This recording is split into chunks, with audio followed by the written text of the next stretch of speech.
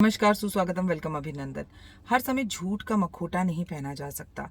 एक दोस्त थी जिसका नाम रीना था, और रीना की ही एक बहुत प्यारी फ्रेंड थी जिसका नाम टीना था। दोनों बचपन से एक ही स्कूल में पढ़ते थे।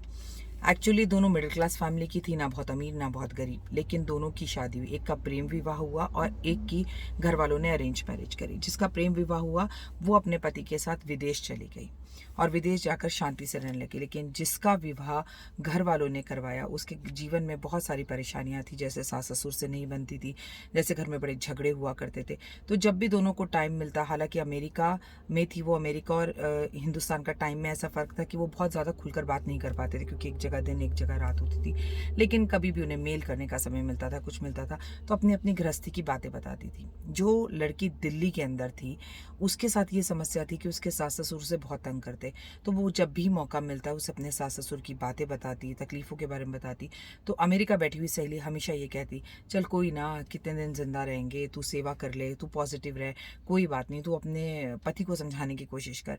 लेकिन वो कहती पति बिल्कुल कुछ सुनने को तैयार नहीं है, वो ऑफिस निकल जाते हैं और मेरे झगड़े होते हैं, मेरे लिए बहुत प्रॉब्लम्स का सबक हो जाता है। फिर भी सहेली उसे अक्सर पॉजिटिव करती। समय बीता और ज़िंदगी 20 साल आगे बढ़ गई। 20 साल बाद अचानक एक दिन उसके सास ससुर दोनों की कार एक्सीडेंट के अंदर मृत्यु हो गई। जब कार एक्सीडेंट के अंदर दोनों की मृत्यु हो गई, जो कि दोनों उसे बहुत तंग करते थे, आप यकीन नहीं मानेंगे कि कई बार मारते भी थे, पीटते भी थे, ताने देते थे, दहेज के लिए बातें कहते थे।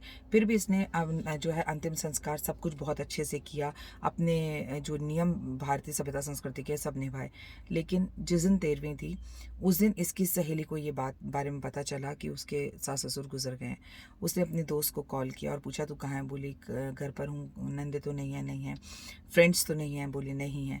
मतलब तेरे रिलेटिव आसपास तो नहीं? उसने बोला नहीं है। चलो, बोली कॉन्ग्रेचुलेशंस, बहुत बहुत मुबारक हो।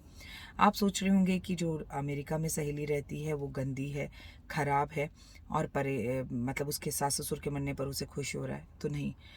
यही परिवर्तन अपनी सोच के अंदर लेकर आना है। उसकी सहेली ने उसे 20 साल से वो कष्ट तकलीफें भोगते हुए देखा था। घर वाले आ रहे थे, रो रहे थे, बड़ी चिंता दिखा रहे थे, लेकिन जो मार पीट, दहेज के लिए ताने वो झेल रही थी, वो कोई नहीं जानता था, वो उसका सिर्फ एक दोस्त जानता था।